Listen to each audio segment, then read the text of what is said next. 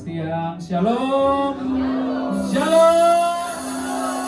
Saudara diberkati siang hari ini, amin. Yang mau memuji Tuhan dan yang mau menyembah Tuhan boleh lambaikan tangannya Bapak Ibu Saudara. Berikan tepuk tangan yang meriah bagi Tuhan Yesus. Haleluya. Kita akan bacakan Mazmur 91.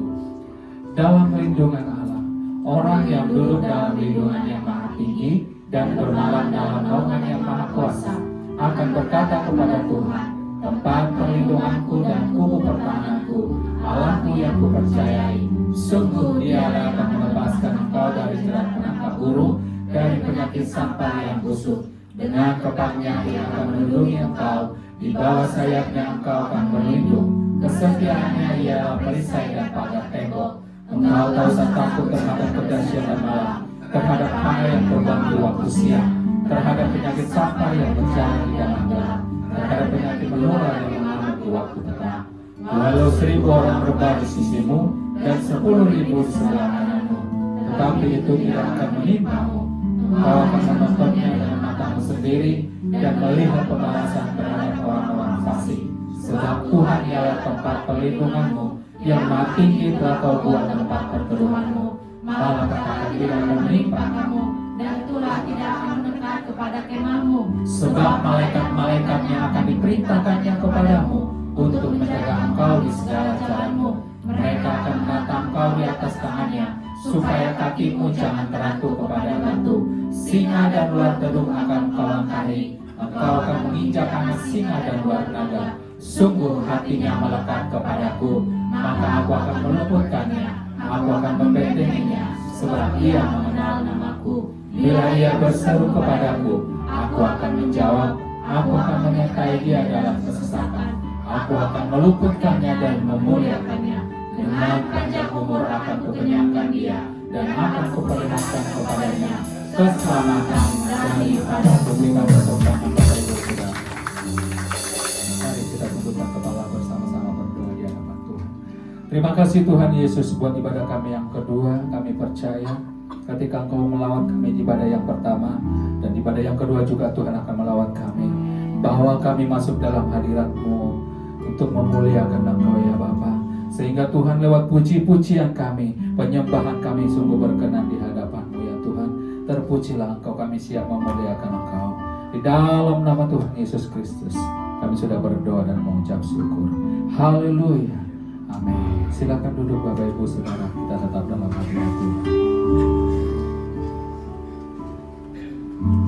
Oleh karena kemurahan Tuhan, ku ada sampai hari ini.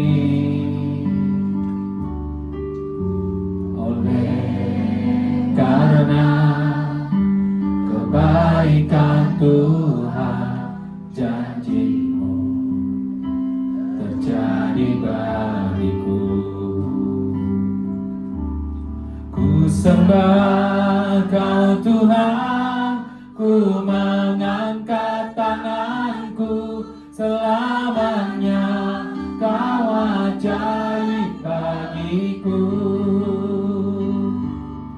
Ku sembah Kau Tuhan, ku mengangkat wajahku, selamanya Kau hebat bagiku.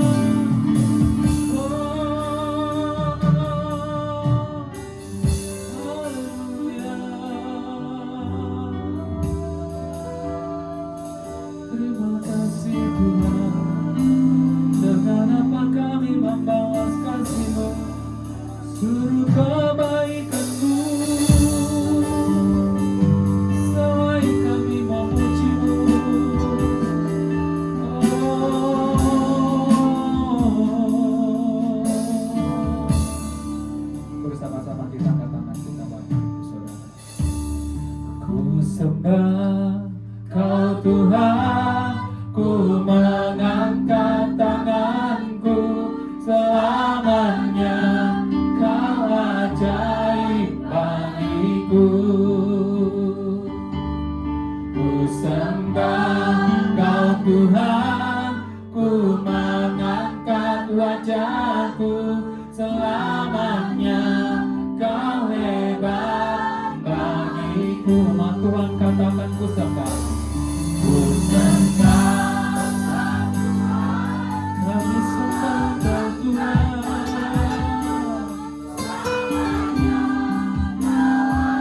Engkau yang ajaib.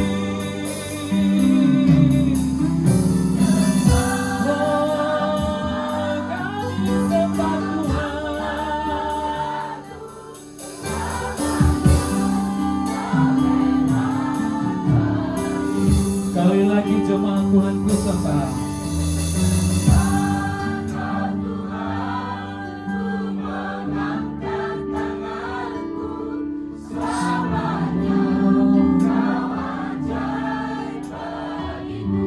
Ini kami Tuhan, kami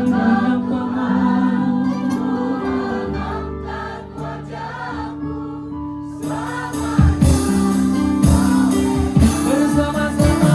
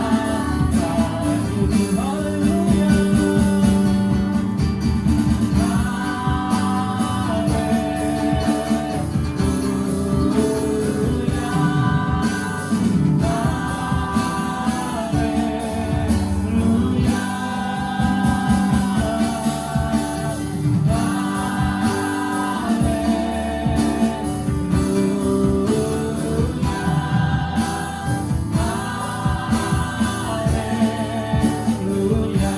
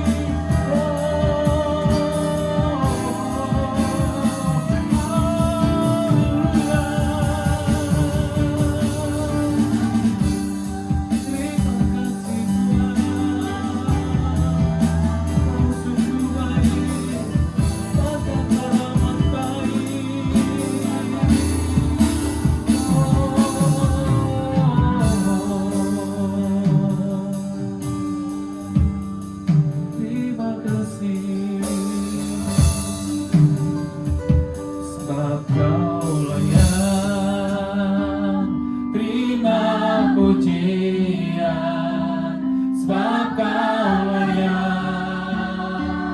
Terima pujian, sebab Kau layak.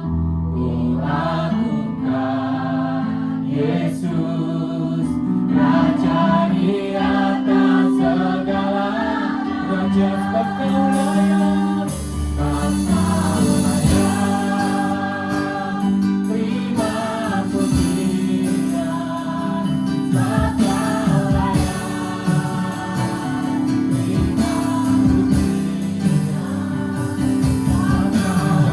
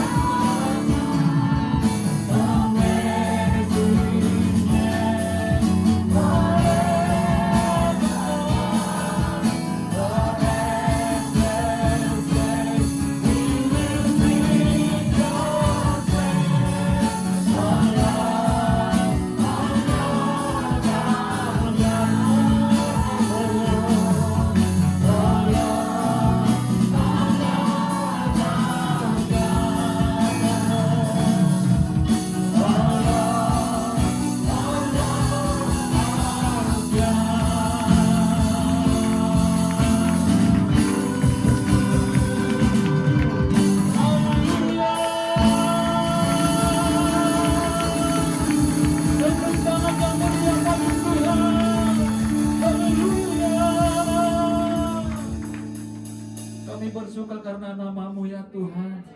Oleh sebab itu, setiap penyembahan kami berkenan di hadapan-Mu. Saat ini kami mau lebih lagi ya Bapa, menari-nari mengeluh-elukan nama-Mu, sebab sungai sukacita mengalir dalam setiap kehidupan kami. Terima kasih Tuhan, dalam nama Yesus kami sudah berdoa dan mengucap syukur. Haleluya, bersama-sama kita katakan amin. Tepuk tangan kedua Bapak Ibu. Haleluya. Ya, saya rindu menjemput Bapak Ibu Saudara. Ada yang baru pertama kali beribadah di tempat ini, boleh lambaikan tangannya. Haleluya. Kami menyambut dengan sukacita Ibu untuk boleh ibadah jam 9 dan jam 11 waktu Indonesia bagian barat di MBC. Ya, tetap kita meninggikan Tuhan, berikan fellowship yang terbaik, katakan Allah kita luar biasa. Berikan salam yang terbaik kanan kiri depan belakang Bapak Ibu. Haleluya. Tepuk tangan yang meriah bagi Tuhan Yesus. Haleluya.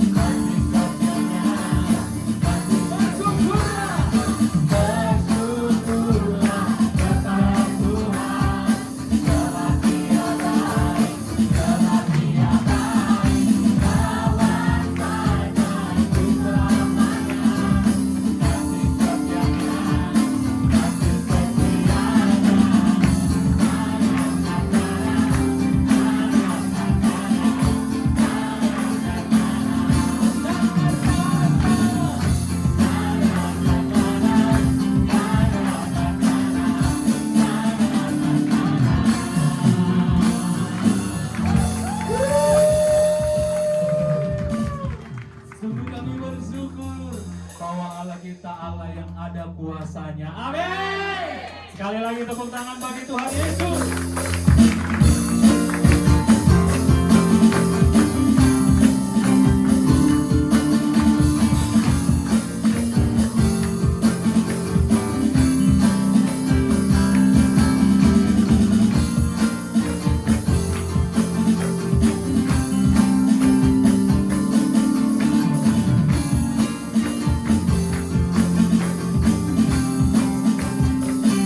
Namanya Tuhan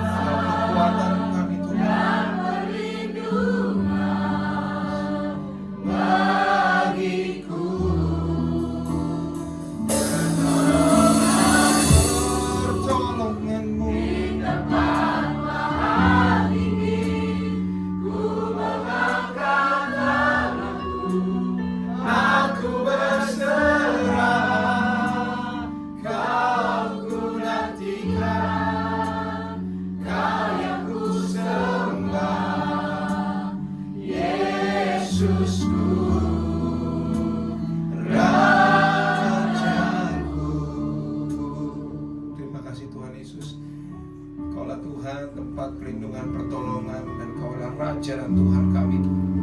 Terima kasih Tuhan. Sungguh perkataan yang indah pada pagi hari ini ketika kami bilang kami berserah, kami angkat tangan, menunjukkan bahwa we want to obey you.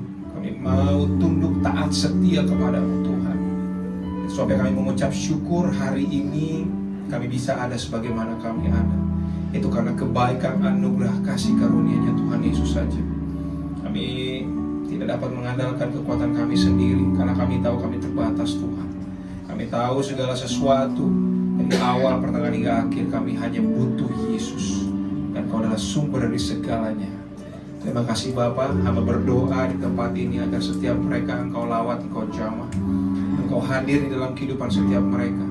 They become the real Christians, menjadi orang-orang Kristen yang sebenar-benarnya, yang hidupnya hanya melihat Kristus, yang melihat Yesus sebagai pusat pada hidupnya. Engkau bisa melihat Tuhan bahwa mungkin dari setiap kami punya banyak perkara, punya banyak beban, tapi kami percaya ketika kami melihat Yesus, kami fokus kepada Yesus, kami bisa berjalan di atas masalah kami. Seperti Petrus ketika dia berjalan di atas air dan dia melihat Engkau, dia sanggup berjalan di atas air. Tapi ketika dia melihat ke sekitarnya, dia mulai melihat ombaknya, dia mulai melihat angin yang kencang, dia mulai ragu dan dia mulai tenggelam. Dan kami tidak mau menjadi orang yang sama seperti itu. Kami nggak mau drowning, kami nggak mau tenggelam karena masalah kami.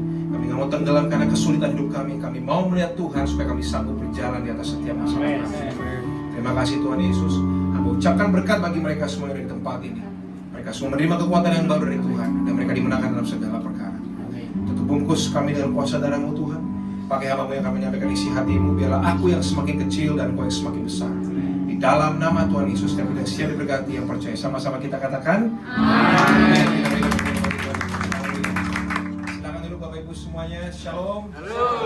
Boleh kita juga beri tepuk tangan buat teman-teman yang sudah melayani, baik yang melayani pemusik maupun yang di depan. Semua kita apresiasi. Haleluya. Saudara, hari ini saya khotbah kedua di sini. Jadi tadi yang khotbah pertama saya berbicara tentang bagaimana iman yang diuji. Nah, hari yang sesi kedua ini saya akan berbicara suatu hal yang baru lagi, yaitu berbicara tentang bagaimana menyerahkan ya our willingness, ya keinginan kita terhadap Tuhan, sehingga kita harus yang namanya punya jiwa korban. Katakan bersama saya, berani berkorban. Berani berkorban. Demi Kristus. Kenapa kita siap berkorban? Karena Kristus sudah terlebih dahulu berkorban bagi kita. Jadi bukan karena kita duluan yang berkorban, no. So, saudara perhatikan baik bahwa ada satu kalimat yang saya pernah dengar dari seorang pembicara dari luar negeri. Dia katakan begini, to obey is not just to follow the rules, but to love deeply. Obedience is an act of love. Jadi untuk ikut, untuk taat ya, itu bukan cuma karena kita taat pada aturan, tapi juga untuk mencintai lebih dalam. Kenapa? Terhadap aturan tersebut. Ya. Kepatuhan adalah salah satu bentuk aksi nyata dari yang namanya cinta. Kok tahu dari mana? Yuk kita buka Yohanes 14 ayat yang ke-15. Yohanes 14 ayat yang ke-15. Dikatakan apa di sana? Jikalau kamu mengasihi aku, kamu akan menuruti segala perintahku. So Jesus said, if you love me, you obey to my rules. Kamu kalau sayang sama saya, kata Tuhan, berarti kamu mengikuti perintah saya. Jadi ternyata sayang, kasih atau cinta itu berbicara tentang ketaatan, berbicara tentang kepatuhan. Jadi ternyata nggak bisa cuma ngomong I love you, tapi kita nggak ngelakuin apa yang seharusnya kita lakuin. Kita nggak bisa cuma bilang, oke, I love you, misalkan ada seorang pasangan gitu ya, I love you sayang gitu misalkan. Tapi ternyata dia WA I love you juga ke cewek-cewek yang lain. Itu namanya bukan I love you, tapi I lust you. Lust itu apa? Hawa nafsu. L-U-S-T. Lust. Ada banyak begitu orang zaman sekarang bilangnya I love you hanya untuk bisa tidur bareng. Padahal sebenarnya I lust you. cuman mengcover semua kata-kata itu dengan bilang aku cinta, aku cinta. Mengerikan. Itu adalah manipulasi iblis di sana. Nah, ketika kita love, we know how to protect, we know how to obey. Kita tahu ketika kita cinta, maka kita tahu bagaimana memproteksi yang kita cinta, yang kita sayang. Maka ketika seorang pria bilang aku sayang, aku cinta, maka dia tahu waktu yang tepat dan saat yang tepat untuk segala sesuatu. Ada amin? Amin. Yes. Sehingga saudara hati-hati, terutama buat para wanita, jangan terbuai dengan kata cinta. Tapi cinta itu akan terbukti dari aksinya. Ya. Maka kita coba buka dari kitab Roma pasal yang ke-12 ayat yang pertama. Roma pasal yang 12 ayat yang pertama. Sudah di sana saudara? Amin. Yuk sama-sama kita baca Roma pasal 12 ayat yang pertama. Karena itu saudara-saudara, demi kemurahan Allah, aku menasihatkan kamu supaya kamu mempersembahkan tubuhmu sebagai persembahan yang hidup, yang kudus dan yang berkenan kepada Allah. Itu adalah ibadah yang sejati. Saudara, sehingga hari ini tadi saya berkata bahwa cinta adalah salah satu bentuknya, adalah salah satunya adalah pengorbanan. Ya. Nah, saudara, berbicara tentang pengorbanan kita yang hidup adalah ketika kita mempersembahkan bukan cuma sekedar uang. Uang bisa kita cari, uang bisa datang, bisa pergi. Tetapi what stick with us, apa yang stay sama kita, apa yang bareng-bareng sama kita terus adalah tubuh kita. Nah, Tuhan menginginkan persembahan sebagai bentuk salah satu yang kita berikan sebagai bentuk bahwa kita mengasihi dan menyayangi Dia. Zaman dulu korban bakaran adalah salah satu bentuk persembahan. Mungkin kita pernah dengar cerita pertama, yaitu ketika Kain dan Habel memberikan persembahan korban bakaran, yang mana berkenan di hadapan Tuhan, yang mana yang tidak. Tetapi ketika zaman sudah digenapi oleh Yesus Kristus, persembahan bagi Yesus bukanlah tentang apa yang kau bisa beli atau apa yang bisa engkau hadirkan secara materi, tapi persembahan adalah your whole life, your whole body. Ini adalah persembahan yang sesungguhnya, di mana engkau dikatakan apa? Yang kudus, yang berkenan kepada Allah. Sorry, mungkin kalau seorang ngomong kekudusan, banyak orang mulai menutup telinga. Kalau orang ngomongin berkat, semuanya buka telinga. Tapi berbicara tentang holiness, orang udah mulai takut dulu. Kudus, gue pasti kudus. Hey, don't worry and don't be afraid. Holiness is not coming from you. Holiness is coming from Holy Spirit through your life. Kekudusan bukan datang darimu, tapi kekudusan datang dari Roh Kudus yang hidup di dalammu. Itu artinya engkau butuh mengundang Roh Kudus. Engkau butuh invite the Holy Spirit untuk bisa hidup bersamamu, sehingga engkau sanggup melakukan segala perkara dalam kekudusan Tuhan. Ada amin? Amin. Perhatikan baik saudara. Jadi kalau kita baca dari Imamat pasal yang pertama, ya, saya akan mengajak saudara untuk banyak baca Alkitab. Imamat pasal yang pertama ayat 1-5. Yuk sama-sama kita baca. Imamat pasal yang pertama ayat 1-5. Dikatakan demikian. Judulnya korban bakaran. Tuhan memanggil Musa dan berfirman kepadanya dari dalam kemah pertemuan. Berbicaralah kepada orang Israel dan katakan kepada mereka, apabila seseorang di antaramu hendak mempersembahkan persembahan kepada Tuhan, haruslah persembahanmu yang kamu persembahkan itu dari ternak, yakni dari lembu sapi atau dari kambing domba. Jikalau persembahannya merupakan korban bakaran dari lembu, haruslah ia mempersembahkan seekor jantan yang tidak bercela. Ia harus membawanya ke pintu kemah pertemuan supaya Tuhan berkenan akan dia. Lalu ia harus meletakkan tangannya ke atas kepala korban bakaran itu, sehingga baginya persembahan itu diperkenan untuk mengadakan pendamaian baginya. Kemudian haruslah ia menyembelih lembu itu di hadapan Tuhan, dan anak-anak Harun, imam-imam itu, harus mempersembahkan darah lembu itu dan menyiramkannya pada sekeliling mezbah yang di depan pintu kemah pertemuan.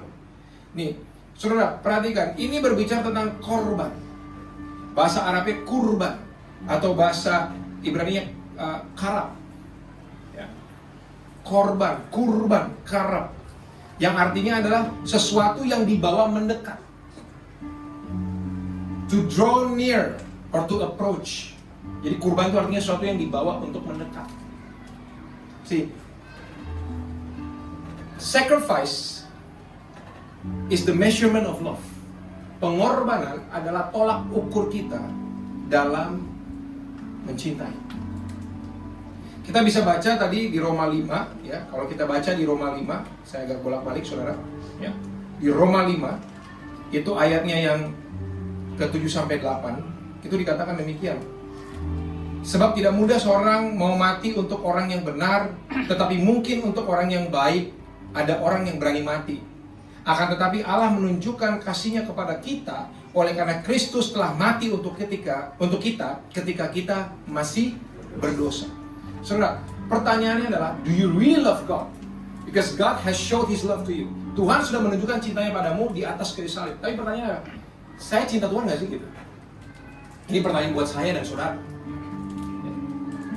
Do you want to release what's important for you to God? Maukah engkau mengorbankan apa yang penting bagimu untuk kau lepaskan untuk Tuhan? Karena sacrifice is our reasonable loving response to God's love for us. Karena berkorban adalah bentuk yang paling nyata, ya, untuk menunjukkan kasih dan cinta kita sama Tuhan. Jadi ada banyak pertanyaan saudara. Saya agak akhir-akhirnya sering banyak ketemu sama banyak anak-anak muda gitu ya. Dan mereka ngomong tentang love of God, love of God, love of God, love of God.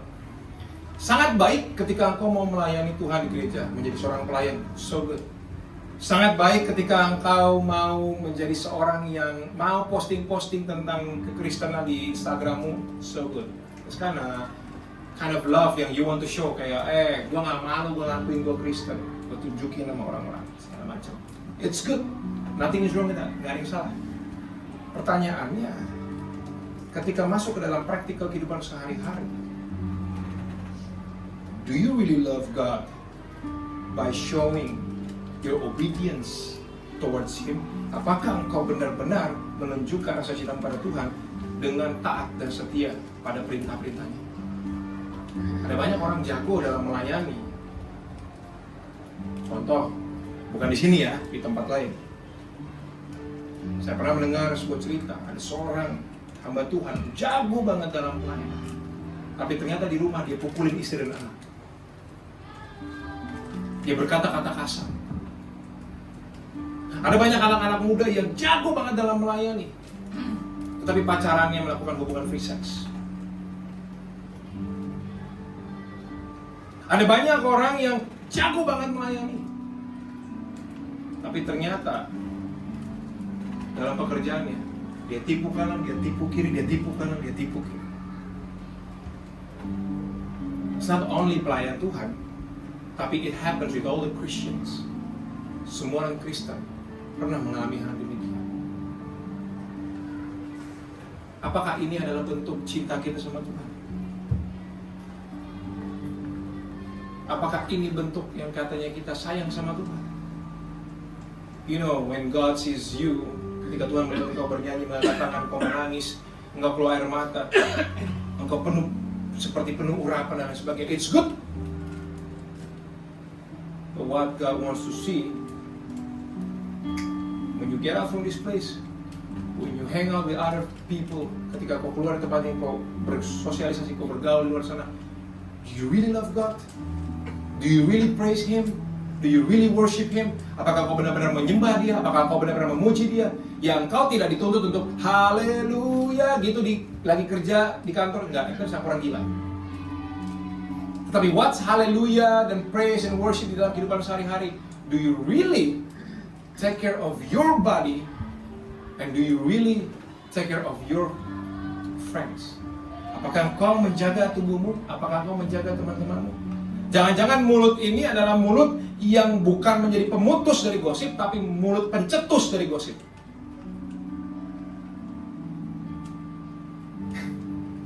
Saya ulangi nih. Jangan-jangan mulut ini bukan pemutus dari gosip, tapi pencetus dari gosip. Jangan-jangan mulut yang bilang haleluya itu adalah mulut yang sama yang membuat sebuah pertengkaran, atau mulut yang sama untuk mulut dolat dalit yang akhirnya membuat orang-orang sekitarnya berantem. Jangan-jangan mulut yang bilang I love you Jesus adalah mulut yang sama untuk menipu orang lain. I know it sounds so familiar, and it happens these days. Itu terjadi hari-hari ini. That's why for me, saya berpikir bahwa jasa ini nggak terlalu penting. Penampilan saya di stage ini nggak terlalu penting. Karena performance saya bukan untuk saudara. Performance saya untuk Tuhan.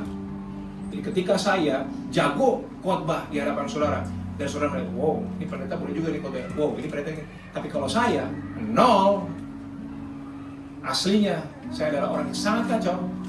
Pelayanan saya menjadi nothing. Karena persembahan yang sesungguhnya adalah hidup. Dan saya belajar itu, saudara, ketika saya berada di titik terendah dalam hidup saya. Saya memilih untuk 2-3 tahun tidak pelayanan, introspeksi diri, bertobat, mengakui kesalahan, bahkan bukan hanya terhadap Tuhan tapi terhadap jemaat. Ketika saya tahu waktu itu 2021-2022 kehidupan saya sedang dalam keadaan yang terombang-ambing, ketika saya merasa saya nggak layak, bukan karena saya mau menjauh dari Tuhan, tapi saya mau untuk saya memantaskan, bukan karena kekuatan saya, tapi memantaskan untuk dalam artian saya mengundang Roh Kudus untuk hidup dalam saya, supaya apa? Supaya jangan sampai aku tertolak ketika aku menjadi pelayan Tuhan. Jangan sampai ucapan bibirku bertentangan dengan apa yang kulakukan. Tapi ini bukan hanya untuk pendeta atau hanya pelayan Tuhan. Ini untuk semua orang yang mengaku dirinya anak Yesus. Karena saudara, di akhir zaman, ingatlah, di akhir zaman ini yang terpenting adalah bukan apa yang saudara hasilkan bagi dunia ini, tetapi apa yang sudah saudara hasilkan bagi kehidupan kekal. Saya ngomong di sesi kedua ini. Beberapa hari yang lalu saya nonton film yang namanya Final Destination. Film yang saya sekali lagi bilang gak usah nonton kalau gak kuat tentang darah dan lain sebagainya. Film ini cukup sadis, tapi film ini bercerita tentang setiap manusia akan menemui ajalnya di waktu yang tidak mereka tahu. Seperti pencuri di malam hari. Dan saya berpikir ulang setelah menonton film itu. Betapa mengerikan ketika saya nanti kalau dipanggil tetapi dalam keadaan yang tidak siap. Pertanyaannya, apakah aku masih memikirkan hartaku? Apakah aku masih memikirkan namaku? Apakah aku masih memikirkan status sosialku? Apakah aku masih memikirkan gelarku? No. What I'm thinking is, apa yang akan aku bawa sebagai persembahan kepada Sang Raja yang aku temui? Mungkin banyak orang berpikir, gue masih muda, sehat, gue nge-gym, tenang aja. Jangan salah, bos. Seminggu yang lalu saya kehilangan beberapa orang teman, masih umur 33, masih sehat, nggak ada penyakit, nggak ada apa. Lagi main pedal, selesai pedal, pulang. Semua orang menangis. Tiba-tiba jantung, padahal sebelumnya nggak kena jantung. Nggak ada penyakit jantung, nggak ada indikasi jantung. Just go. 33 tahun. Apakah muda menjadi jaminan kita punya umur? Apakah olahraga yang kuat, jaga makan menjadikan kita kebal terhadap maut? Maut tidak mengenal pertahanan apapun itu, karena maut itu berjalan seizin Tuhan. So ketika Tuhan cabut. Maka Tuhan berkata apa? Sia-sialah orang yang mengejar dunia ini kalau dia tidak mengejar keselamatan. Karena apa artinya? Apa artinya yang kau miliki saat ini ketika kau tidak punya persembahan yang seutuhnya bagi Tuhan? Engkau mau bayar perpuluhan, engkau mau bayar ratusan juta, 1 miliar, 10 miliar, whatever, you can make it, it's okay, it's good. Tapi hidupnya sembarangan, I'm not sure that God really like that. Saya nggak yakin kalau Tuhan benar-benar berkenan untuk hal yang sedemikian. Ada banyak orang memberi dari kekurangannya, Tuhan nggak melihat jumlahnya, tapi Tuhan melihat persembahan seutuhnya hidupnya. Ini menjadi PR buat kita semua, saudara. Kenapa? Akhir zaman bukan lagi sudah dekat, akhir zaman sudah sedang kita jajaki saat ini. Saudara bisa berekspektasi, oh tandanya baru yang ini Pak, oh tandanya baru yang ini Pak. Saya setiap kali orang ngomong kayak gitu, saya nggak terlalu saya ladenin. Saya cuma bilang gini, akhir zaman yang paling tepat, yang paling benar adalah waktu kematian kita. Ketika kita selesai, ya dunia ini mungkin selesainya misalkan masih 30 tahun lagi atau mungkin masih 100 tahun lagi. Tapi kan kita nggak perlu pusingin dunia ini, bosku. Yang kita pusingin diri kita sendiri. Apakah kita sudah membawa persembahan yang benar untuk menghadap Tuhan? I know despite of everything you need, semua engkau mungkin saat ini memusimkan tentang bayar cicilan, bayar sekolah anak, bayar ini, bayar itu. I know. And I want to say it's important. Dan saya mau bilang itu benar, itu penting. Pekerjaanmu penting. Nggak berarti kita harusnya sekarang ngurung diri di rumah, doa, nyanyi, nggak ngapa-ngapain. No. Not about it. Tetapi yang perlu kita tahu adalah ketika kita bekerja dalam Tuhan. Ketika kita berkeluarga di dalam Tuhan. Ketika kita bersuami istri dalam Tuhan. Ketika kita memiliki keluarga, ketika kita memiliki kerjaan, ketika kita memiliki apapun itu, you do it in Jesus. Itu yang poin yang paling penting. Sehingga engkau tahu bahwa segala sesuatunya engkau libatkan Tuhan. Karena apa? Engkau mau berkorban bagi Tuhan. Berkorban itu apa? Engkau korban perasaan. Engkau korban kedagingan. Saya tahu saudara bahwa secara daging ada yang namanya kodrat manusia. Ada yang namanya kebutuhan. Tetapi itu yang mau kita patahin. Pernah satu kali saya ngomong sama seorang anak muda, dia bilang, Pak, saya pengen lepas dari dosa seksual. Saya cuma ngomong gini, waktu kamu berhubungan intim dengan yang bukan istrimu atau bukan suamimu, engkau sedang taat kepada dagingmu. Pernahkah kau terpikir bahwa di saat engkau melakukan itu, ada Yesus di sana menyaksikanmu dan dia bersedih? Pernahkah terpikir engkau untuk daripada gua gak enak sama cewek gua, mendingan gua gak enak sama Tuhan gua? Pernahkah kau melatih itu? Pernahkah kau lagi kau birahi-birahinya, kau berpikir bahwa ada Tuhan di samping? Pernahkah aku memikirkan perasaan Tuhan? Pernahkah aku segen sama Tuhan? Karena yang aku tahu Tuhan tuh penuh kasih, karunia, kemurahan, kebaikan. Tapi pernah gak aku segen, hormat? Kalau bahasa Jawa tuh apa? Misalkan kayak mau apa-apa, pernah gak sih kelunungan dulu gitu? Pernah gak sih kita kadang-kadang saat ini tanpa kita sadari kita terlalu menyepelekan Tuhan, karena Tuhan tuh kita anggap kasih. Tapi kasih itu bukan berarti murahan. Justru kasih yang dia maksud adalah kasih yang luar biasa mahal. Kasih yang sebenarnya gak bisa kita dapetin, hanya kita terima karena anugerah. Dan ini yang kadang-kadang kita lupakan karena kita terlalu sibuk dengan perkara duniawi.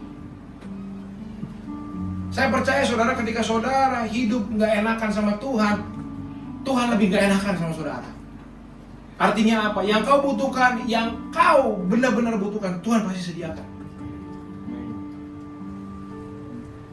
That's why sacrifice is our reasonable loving response. Pengorbanan adalah hal yang paling tepat sebagai bentuk cinta kita sama Tuhan. Poin yang ketiga, a living sacrifice is a life wholly dedicated to God. Kita buka dari Roma pasal 12. Ya, Roma pasal 12, saudara. Saudara udah pada makan belum sih? Hah? Udah. Ngantuk. Tegang banget soalnya tadi saya ngomong. Agak santai dikit, saudara. Ya. Tenang, saudara. Ya. Ini saya bukan lagi dosen ngajar. Ini kita sedang sharing firman Tuhan. Ya, tadi kita lihat di Roma pasal 12 ayat yang pertama dikatakan apa? Karena itu saudara-saudara, demi kemurahan Allah aku menasihatkan kamu. Rasul Paulus bilang sama jemaat di Roma, supaya kamu mempersembahkan tubuhmu sebagai persembahan yang hidup. Nah, yang kudus, yang berkenan kepada Allah. Kalau kita buka di Keluaran 30, Keluaran 30, ayatnya yang ke-27 sampai 29, ya, dikatakan demikian, ya. Meja dengan segala perkakasnya, kandil dengan perkakasnya, dan mesbah pembakaran ukukan, mesbah korban bakaran dengan segala perkakasnya, bejana pembasuhan dengan alasnya, haruslah kau kuduskan semuanya sehingga menjadi maha kudus. Setiap orang yang kena kepadanya akan menjadi kudus. Engkau harus juga mengurapi dan menguduskan Harun dan anak-anak supaya mereka memegang jabatan imam bagiku. Saudara, ini berbicara tentang apa? Holy bukan cuma bicara moral, tapi bagian spesial buat Tuhan. Jadi bukan morally right, tapi seluruh hidup kita dikhususkan untuk Tuhan, yang disebut kadosh. Jadi kadosh itu artinya apa? Dipisahkan. Kadosh itu artinya dipisahkan. Orang bilang kadosh, kudus, iya. Tapi makna aslinya adalah kadosh, artinya dipisahkan. Apa terpisahkan? Yang benar-benar murni dengan yang tidak murni. Untuk didedikasikan untuk Tuhan. Nah, bentuknya apa? Ketaatan, nurut, obedience. Karena untuk kita bisa obey, kita harus bisa sacrifice our own will. Untuk kita bisa taat, kita harus mengorbankan keinginan kita. Kalau kita baca 2 Samuel, ya, kita baca 2 Samuel ayatnya 24, pasal 24 ayat 24, dikatakan demikian. Tetapi berkatalah raja kepada Arauna, bukan begitu, melainkan aku mau membelinya daripadamu dengan membayar harganya, sebab aku tidak mau mempersembahkan kepada Tuhan Allahku korban bakaran dengan tidak membayar apa-apa. Setelah itu Daud membeli tempat pengirikan dan lembu-lembu itu dengan harga 50 shikal perak. Dia nggak mau ngasih persembahan yang cuma-cuma sama Tuhan. Dia mau berkorban. The more we sacrifice our will, the more of God's will be done in our life. Semakin kita mengorbankan keinginan kita untuk Tuhan, maka semakin keinginan Tuhan terjadi dalam kehidupan kita. Amen. Jadi bagaimana, ini saudara harus paham nih, bagaimana kehendak Tuhan bisa nyampe ke kita kalau kita sendiri masih ngehantem itu dengan keinginan kita. Maka less of me, more of God. Aku semakin berkurang, Tuhan semakin bertambah. Itu yang Tuhan mau. Makanya kita perlu mengosongkan diri kita, bukan mengosongkan dengan yoga gini, bukan. Mengosongkan diri kita untuk dibiarkan untuk dipenuhi oleh Roh Kudus. Bukan, saya mau healing dulu lah. Gak salah dengan healing, tapi kamu harus tahu arti kata healing yang sebenarnya. To heal is only be done by Jesus. Heal bukan dengan teng.